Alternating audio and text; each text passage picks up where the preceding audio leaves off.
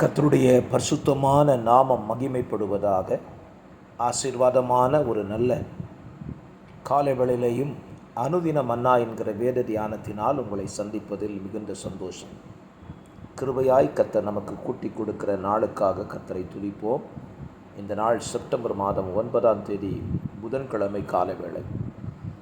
இந்த காலவேளையிலையும் ஆண்டவருடைய வசனத்துக்கு நடுங்குகிறவர்களை நோக்கி பார்ப்பேன் என்று சொன்ன கர்த்தருடைய வார்த்தையை நம்ம தொடர்ந்து தியானிக்கிறோம். ஆண்டவருடைய வசனத்துக்கு பயப்படுகிறவர்கள் அந்த வசனத்தை கொடுத்த ஆண்டவருக்கும் கண்டிப்பாக பயப்படுவார்கள். பாருங்கள், யோசேப்பு ஒரு வார்த்தையை தன் சகோதரர்களுக்கு சொல்லுகிறான். ஆதியாகமம் 43, 44 அதிகாரங்களிலே வாசிக்கலாம். நான் தேவனுக்கு பயப்படுகிறேன், ஆகவே உங்கள் தகப்பனாருக்கு கொண்டு போய் ஆகாரம் கொடுத்துவிட்டு உங்கள் இளைய சகோதரனையும் அழைத்து கொண்டு வாருங்கள் என்று சொல்லுகிறார். அவருக்கு தேவ வசனத்துக்கு பயப்படுகிறவன் தேவனுக்கு பயப்படுவான்.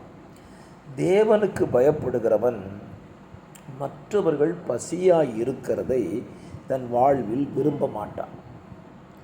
யோசேப்பு தன்னுடைய தகப்பனாகிய யாக்கோபு பசியோடு இருக்கக்கூடாது என்று சொல்லி தான் அவன் சொல்கிறான், நான் தேவனுக்கு பயப்படுறேன், அதனால் உன்னுடைய தகப்பனுக்கு கொண்டு போய் ஆகாரம் கொடுத்து விட்டு வாங்கள் என்று சொல்லுகிறான். இன்றைக்கு நம்முடைய வாழ்க்கையை நாம் சிந்திக்கலாம்.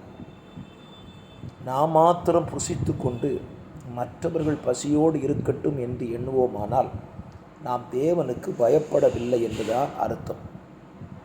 இந்த பசி என்பது 2 விதத்தில் இருக்கிறது. சரீரப்பிரகாரமான பசியும் இருக்கிறது, ஆத்துமாவிற்கான பசியும் இருக்கிறது. சரீரப்பிரகாரமான பசியில் நம்ம சாப்பிட்டுட்டு பசியோடு இருக்கிற ஒருத்தனை போய் பசிக்குதா, சரி போயிட்டு வா அப்படின்னு சொன்னோன்னா நம்ம தேவனுக்கு பயப்படலை. நமக்கு நல்ல வார்த்தை கிடைக்கிறது, நம்முடைய ஆத்துமா கர்த்தருடைய வார்த்தையினால் திருப்தியாகிறது.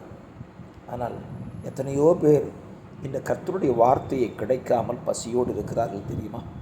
அப்படிப்பட்டவர்களுக்கு நாம் அடைந்த அந்த நன்மையான வார்த்தைகளை அவர்களுக்கு சொல்வதற்கு நாம் தயங்கக்கூடாது. அவர்கள் பசியோடு இருக்கிறதை நாம் விரும்பாமல் அவர்களுக்கும் இந்த ஆத்மீக ஆகாரத்தை பகிர்ந்து கொடுக்க வேண்டும். அப்படி செய்ய வேண்டும் என்றுதான் தேவன் விரும்புகிறார்.